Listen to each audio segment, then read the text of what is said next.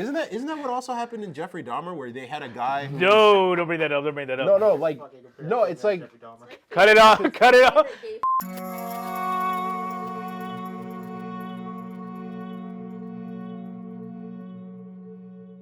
Hello, everybody. Welcome to Queer Peer Reviews. Here, review media, good, bad, and ugly.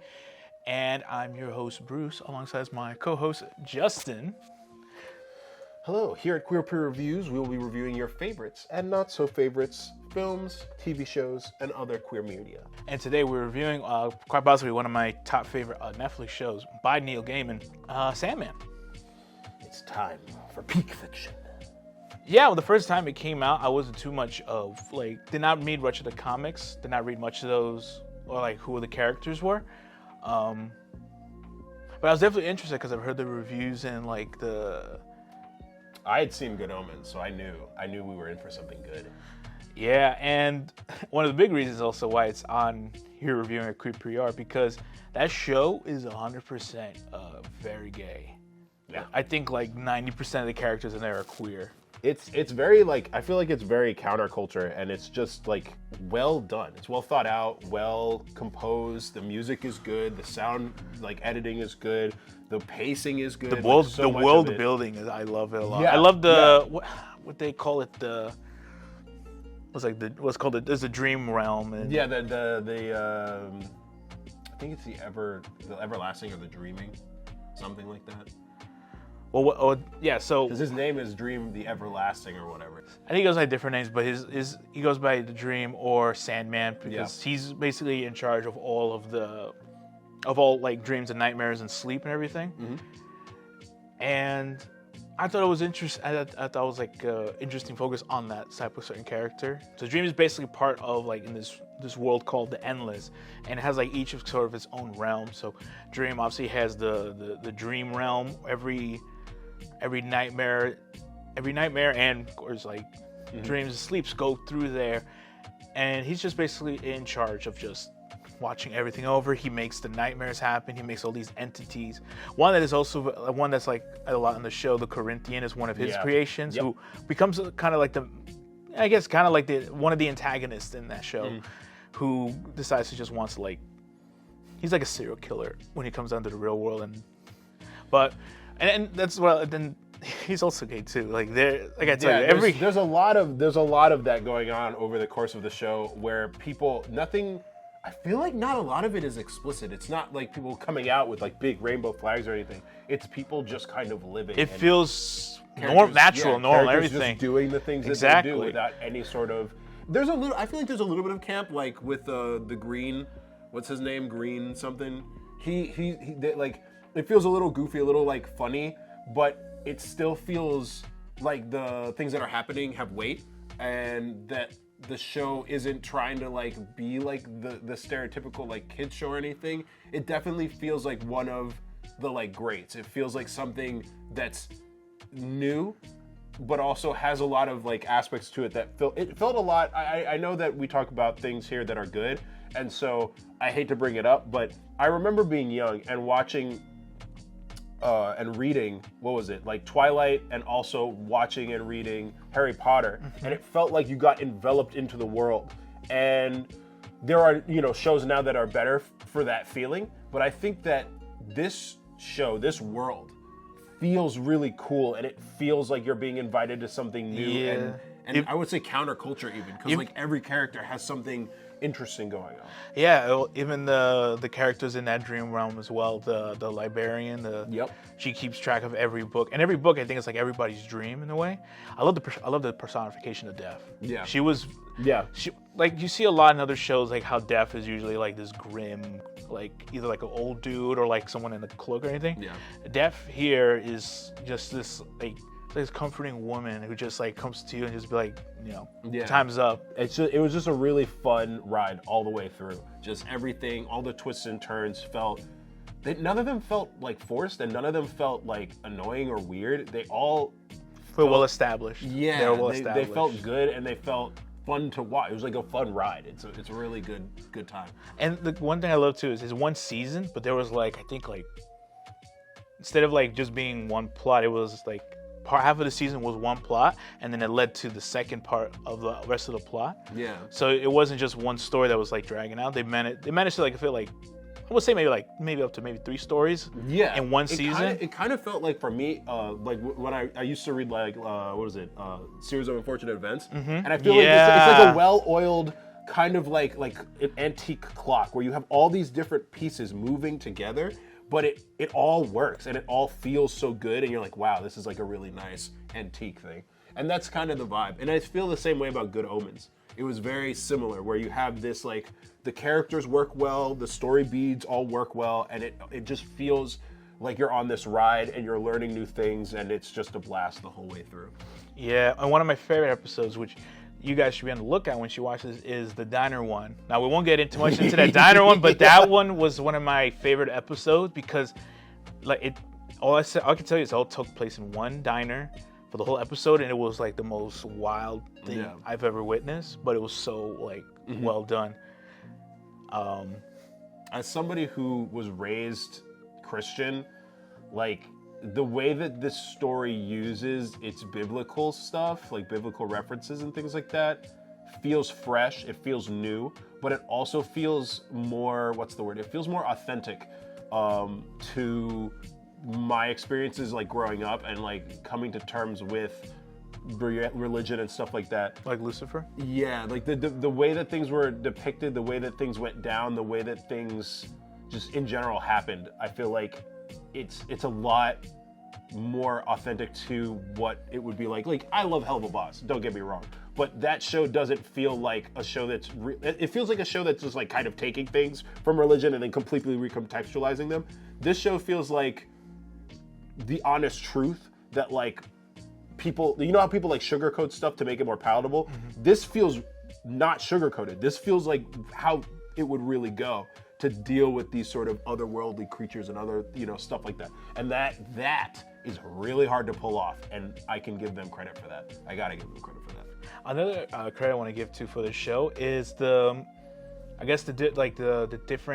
way they change the characters with different actors and actresses, and the diversity involved into it. Yes. And a lot of people, there was obviously like fans of this Sandman comics who got pissed about it, but FYI, these actors were actually picked by the author himself. So he picked them. Cause like, here's one, John Constantine. Mm-hmm.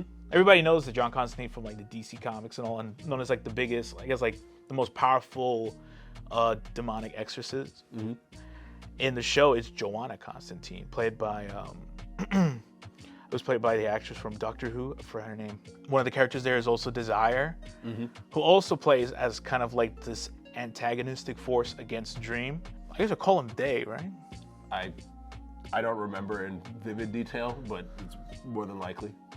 They're concepts more than they are people. Yeah. So they could be whatever they want, to be perfectly fair. So it's, the depictions, you can kind of get some indication, and then there are also the characters that are, I would argue, like non-binary, characters that are gay, characters that are like younger and like figuring out romance and stuff for the first time. So you're like having all of these different things kind of coalescing and happening all at the same time. So no matter where you are in your life, there's something that you can potentially like latch onto or see yourself in.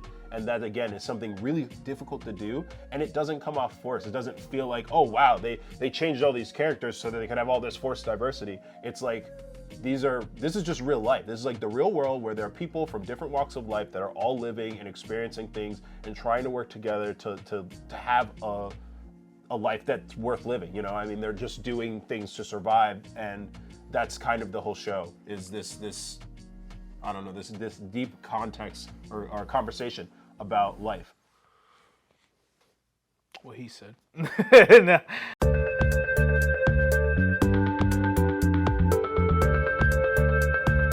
All right, so on to our ratings. We have 5 categories, each from 1 to 10. And our first off is representation. And now for representation. I give it a 10. I give it a 9. Was it the straight couple? I mean, you could argue that. They get too much screen time. They've had it too good for too long. But, I mean, it's good. No, it's really well done. Like I said, it was it was just so like naturally like done that it never felt it would like they always say it felt forced. No, it's just felt like life how it is normal. Yeah. And I enjoyed it. It just felt like a world you feel more comfortable in. Yeah. It's that for me. I put it at a 9 only because it's like not super duper explicit, and it doesn't need to be. Like I agree with you that it's good that it's just like calm and there and just a part of life. But I also, I mean, as far as like queer peer reviews goes, there are shows that have more. It's like more intentional. Like the whole point of the show is that people are queer, but it still works and it's still fun and it's still nice to watch. So I mean, I'm sure that there'll be more characters and things. There'll be more stories that have stuff by Neil Gaiman. So it's definitely good. Definitely A for me on that. Definitely. I think a 90 is still like an A on a grade. So no, it is. Yeah, you got it. Maybe even a 9.5. I could bump that up. Maybe. It's too late now. Make it up in the next rating. Deal. Next up, Queer Comfort. And for Queer Comfort, we give it a 9.5. Yeah, I gave it a 9 again. You give it a 9 again? Yeah. I try not to get too decimally. I did this just to be a little different. I didn't want to, but like I said, it's a comfortable show to watch. There's no like uneasiness or.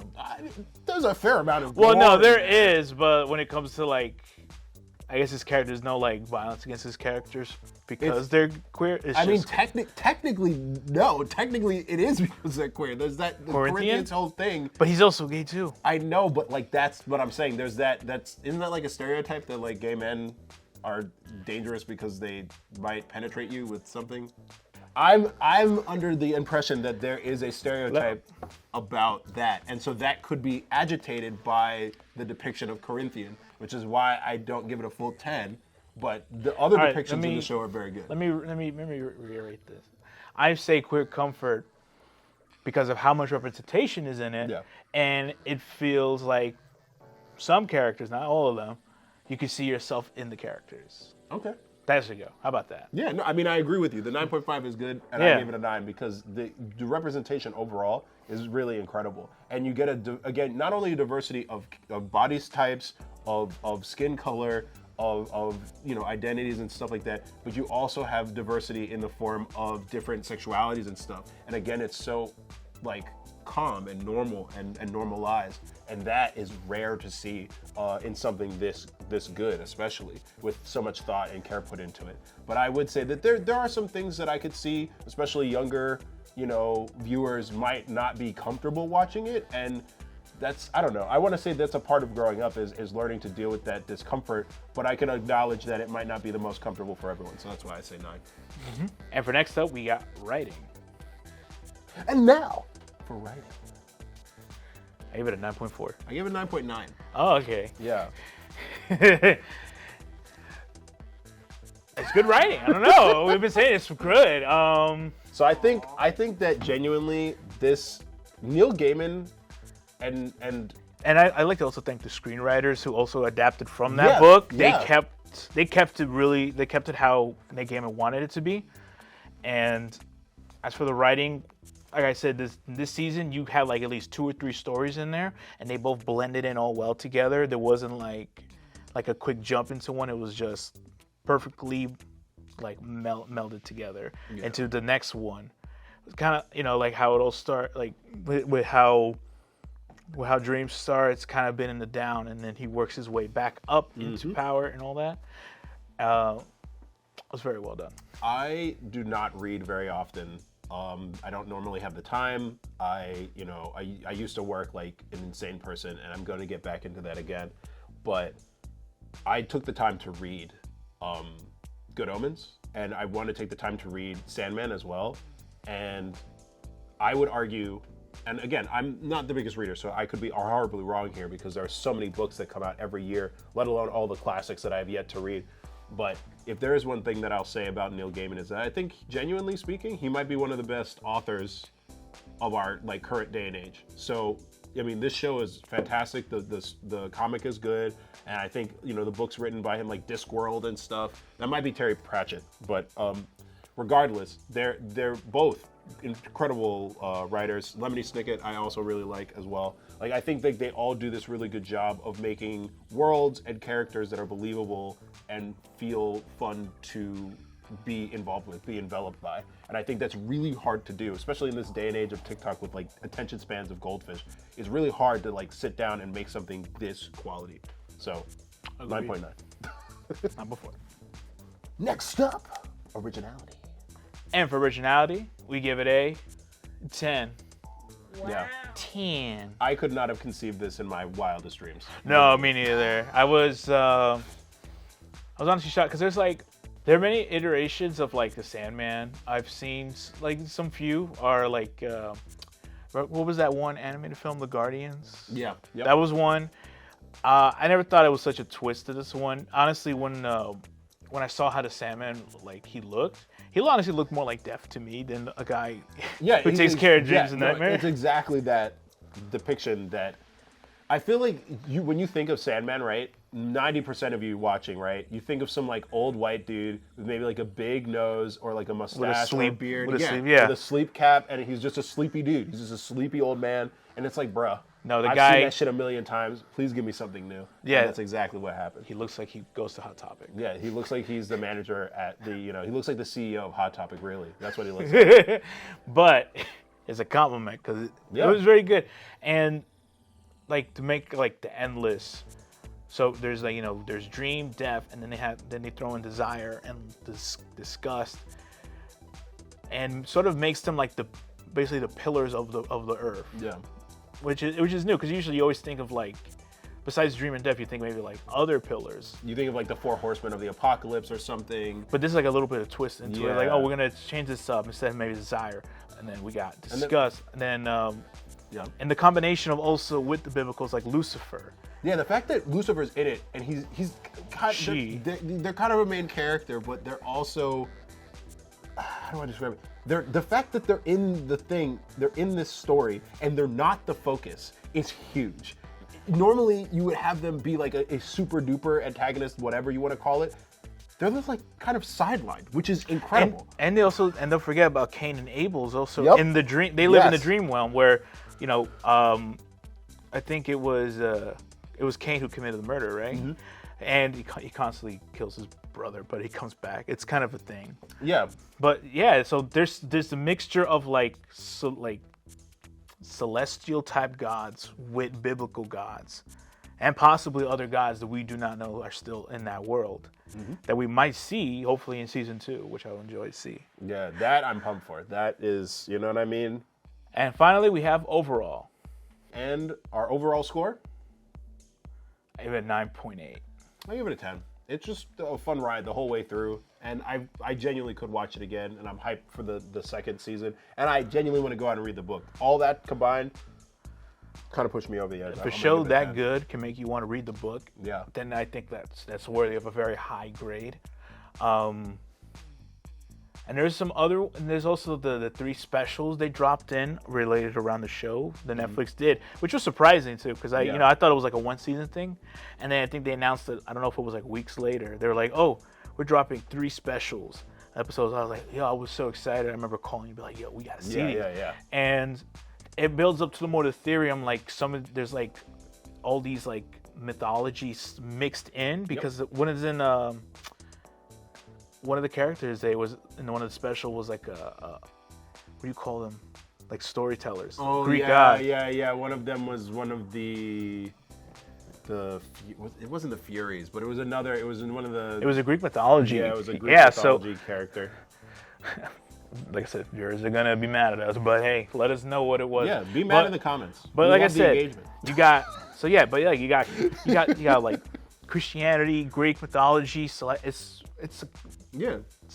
you have all of the things that humanity has given power through its ideas, through humanity's ideas, but humanity doesn't know that they do this. There are very select few people in this world that understand that their thoughts, their feelings, their emotions give those ideas powers. And personify. And strength and energy. And now for the total of our ratings. AJ, hit us with that gay shit. So this comes in at 96.6 out of 100, making it a gay plus. Well deserved, well deserved. As we have said, we are super excited for season 2, and like I said, hope you learn from this review to, just basically, I guess, watch anything with Neil Gaiman. And when you mentioned Good Omens, that's another thing. Me and Jamie will be reviewing that show soon, so watch out for that video coming out. Yes. I know I said it before, but remember to like, comment, and subscribe. It always helps us, and we love to hear what you have to say.